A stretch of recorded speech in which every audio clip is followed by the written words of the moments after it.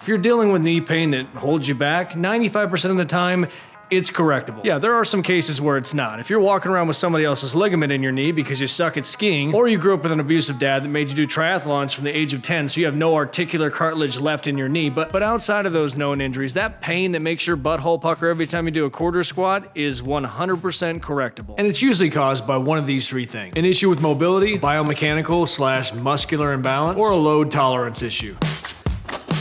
And what's frustrating is I'm sure at some point you saw a doctor and they told you have patellofemoral pain syndrome. For short, because you were feeling pain right below your kneecap or on the lateral side, and then they gave you a high five and told you to piss off. The problem with that is it's just a bullshit blanket term that encompasses a bunch of symptoms and doesn't provide any value. It's like a retirement home. You're not sending your grandpa there to retire, you're sending him there because you're tired of wiping his ass. All of those symptoms, if you trace them back to the source, are correctable problems. Here's a good test to see if whether or not you're actually screwed. If you feel pain on some exercises but not others, or if your pain only develops as the load increases, or your pain materializes as you get further into the workout, that's good news. So no matter what your dad told you when he walked out to start a new and better family, you're not a lost cause. Your knee is a very simple joint. It fucks off in this direction, and that's it. But to do that, there needs to be a coitus between all the forces that stabilize the joint and allow it to do its thing. And what's interesting is since there's that synergy between the muscles, tendons, and ligaments, more often than not, you can pinpoint exactly where your pain's coming from, and most importantly, why. If you feel pain laterally on the outside of your knee, that's due to your iliotibial band and your quad actually pulling your kneecap up and out of position. And when you actually see what happens on a structural level, it makes sense why your knee sounds like a bowl of Rice Krispies after you put a cup of sugar in there, because what kind of psychopath eats it plain? If you feel pain on the inside lower portion of your kneecap, we can trace that back to your medial patellar ligament, and that's a little bit harder to correct because it's a goddamn ligament. It can be caused by hip or ankle mobility issues, which throws the entire axis of the joint off, your VMO's too tight, or your calf isn't loading properly. I know it's crazy that we as humans even work. None of this makes sense. I always think, how did I not die after every time I take a shit? If you completely relax your leg, your knee will tell you what the hell is wrong with it just simply by moving it around. The good old turn and cough like you did for Pop Warner, but instead of an adult woman, if you were lucky, palpating that cheese-collecting crevice next to your balls, we're gonna do it to your kneecap. Although my knee looks like Chewbacca's asshole, so it might be hard to tell. Wait a minute.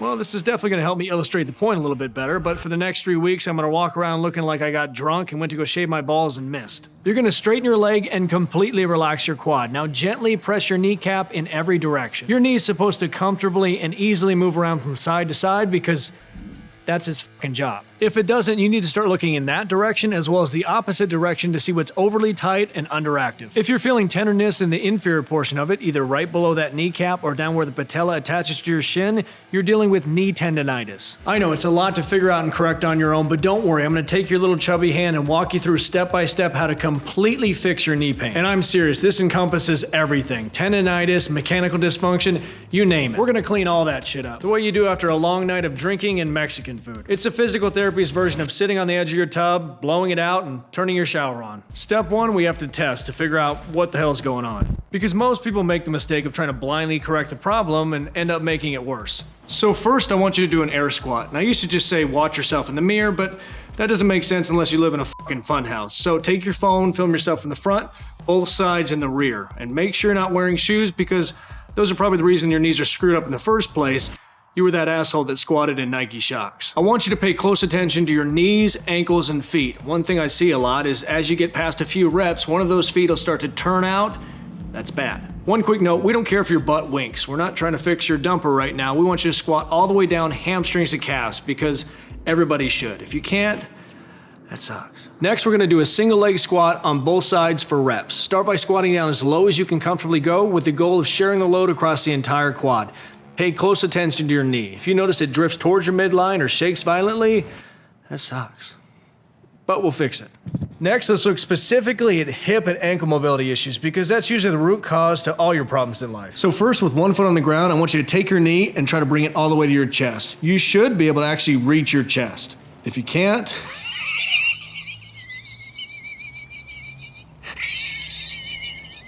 next, I'm going to test your ability to internally and externally rotate your hip. And it's a little counterintuitive because to test external rotation, you're going to lay on your back, Put your knee at 90 degrees, and then you're gonna bring your foot towards your midline. To test internal rotation, you're gonna do the exact opposite. A healthy range for external rotation is 40 to 60 degrees. For internal rotation, 30 to 45. If you're nowhere near on either, you don't have to look any further. This is the reason your life sucks. I guarantee if you go in your wife's purse right now, you're gonna find another man's dick. Next, we're gonna test your ankles with 2 tests, one of which I'm sure you've done before. Start by facing the wall. We're gonna test both sides individually, so whatever side you choose first, set that foot up 5 inches away from the wall. And don't act like you don't know what 5 inches is. You know exactly how long that is. You don't need a tape measure. Just, if you're not sure, take that little prick of yours, stretch it out, times that by pi, and then you're about 1/3 of the way there. While keeping your heel glued to the floor, you're gonna drive your knee forward, and if you can't touch the wall, then your ankles suck. Next, I got a very simple test that isn't the most scientific, but I'll immediately know if your squat's gonna be garbage. With your shoes off and feet flat on the ground, I want you to lift your toes up as high as they can go. If your toes barely lift off the ground, that tells me your tibialis anterior isn't strong enough to dorsiflex those hobbit feet of yours,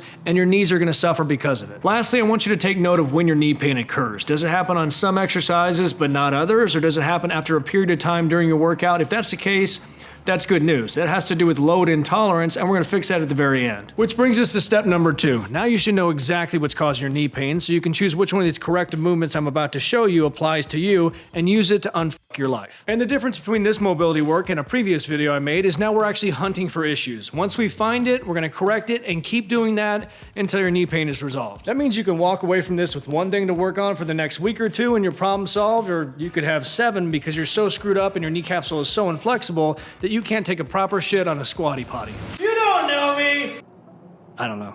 Let me make a quick disclaimer, because I know some kid's gonna try to do all of these at once, hurt himself, and then this beautiful chubby mom is gonna sue me. So make sure you only work the areas that need work. For example, if you have exceptional external rotation and poor internal, then you wanna fix that internal issue first, because if you try to exaggerate your ability to externally rotate your hip, you could potentially decrease your ability to internally rotate even more, and you could make that hip more prone to injury. But with that being said, this first one is one that everybody could and should do, because we're just putting a little traction on the hip to release any impingement and alleviate pain. Remember that test we had you do where you laid back and tried to get your knee to your chest, but you couldn't?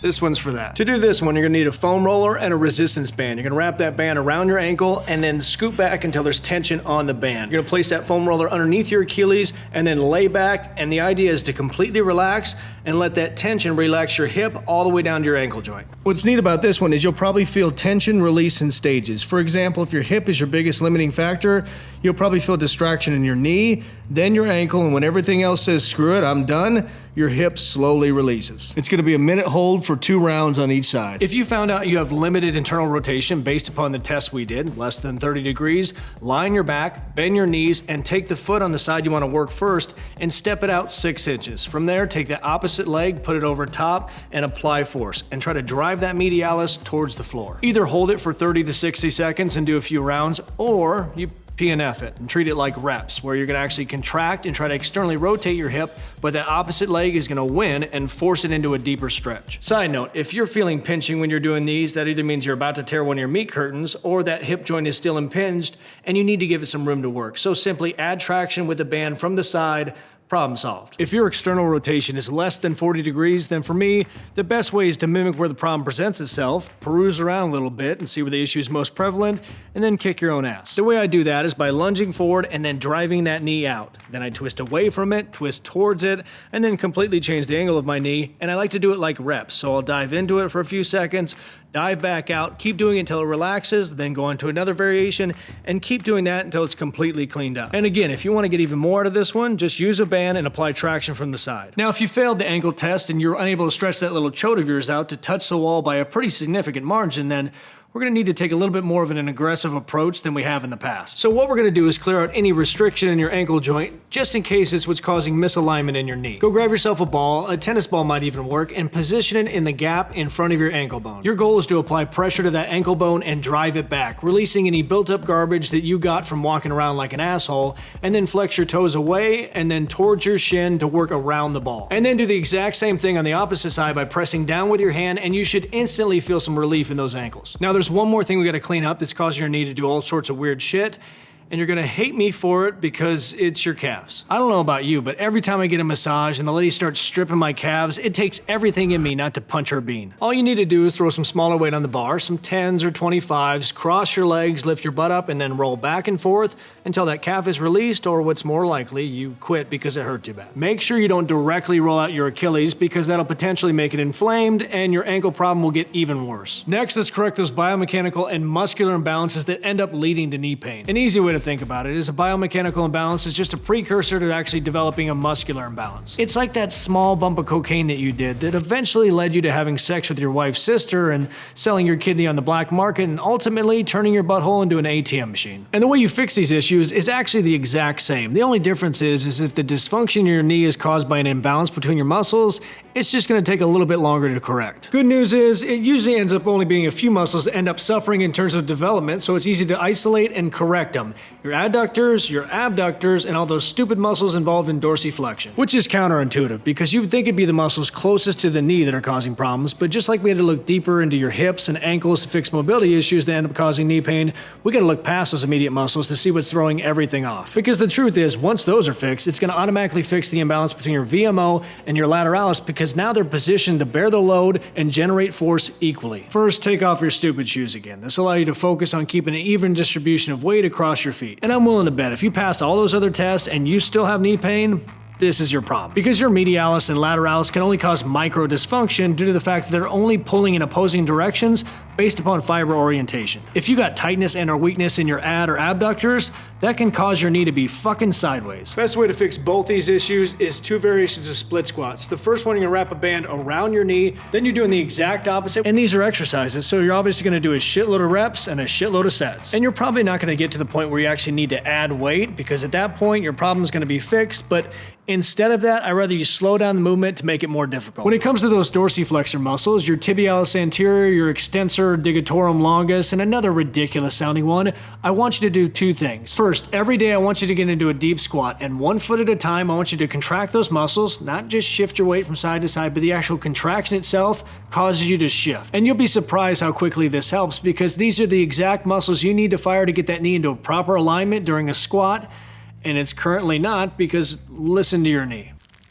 The second thing is, the next time you train your anterior tibs, which if you don't, you need to start, I want you to try to get those other muscles involved, of which I forgot their fucking name, by turning your toes in and out for a few sets. Because they're a critical component to getting that knee to properly track out over your toe as you squat. Next, let's work on increasing your load tolerance. And most people recommend doing regular or single leg wall squats because most people are stupid. A Spanish squat is a significantly better option because you're in complete control of how much pressure you take off your knees, and it's also training you on proper positioning, because to maintain good form, you have to engage your abductors, your glutes, your anterior tibs, pretty much all the muscles you suck at contracting that have given you crunchy knees. And we're going to start with the isometric version. So wrap that band around the back of your knees, walk back until there's enough tension to maintain good form, which is your back's nice and straight, and you're not hinging at the hips. You're going to drop down to 45 degrees, hold it for 60 seconds for 3 rounds. Now, isometric holds are only going to help you decrease pain and begin to reduce cortical inhibition, which is when your body experiences pain, it decreases your ability to generate force in that area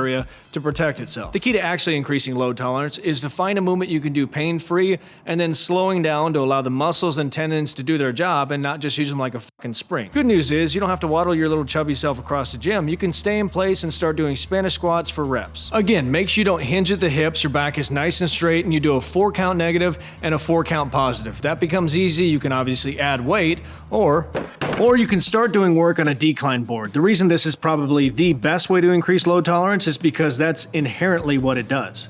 As the incline increases, you end up putting less strain on your ankle joint and a greater stress on your entire patellofemoral joint, which is great for all you people that are really messed up and also have ankle and hip problems. You can focus in on just your knee. Just like everything else, there's a stair-stepping method where if you can comfortably do 10 degrees, bump it to 15. After a certain point, it's not going to make sense to increase the angle anymore. That's when you start adding weight. And yeah, if you're down on your luck, wiping your ass with coffee filters, you can recreate the same decline angle by stacking a few 5s on top of each other. It's not as good, but it'll get the job done. No shame.